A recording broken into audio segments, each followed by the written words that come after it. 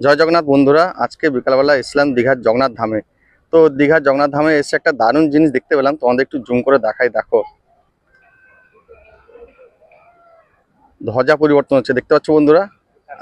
পুরী মন্দিরে নয়, এখানেও প্রত্যেকদিন কিন্তু ধ্বজা পরিবর্তন করা হয়। তো এর আগে তোমাদের একবার আপডেট দিয়েছিলাম, এই ধ্বজা পরিবর্তন একটা ভিডিও তোমাদের দিয়েছিলাম, তোমরা দেখেছো। কিন্তু আজকে দেখো ভিডিওটা কিন্তু খুব দারুণ লাগছে।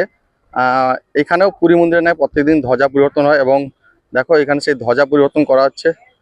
সবাই কিন্তু মোবাইলের ছবি তুলছেন। তো আমিও এসেছিলাম যখন, তোমাদের সঙ্গে একটু শেয়ার করে নিলাম।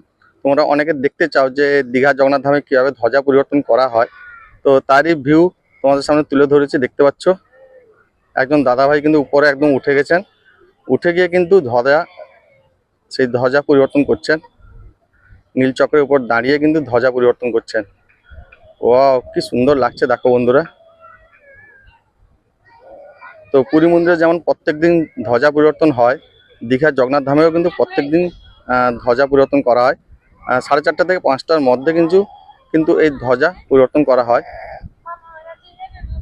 তো আমি আজকে যখন এসেছিলাম তখন ভাবছিলাম যে কখন ধ্বজা পরিবর্তন করা হবে।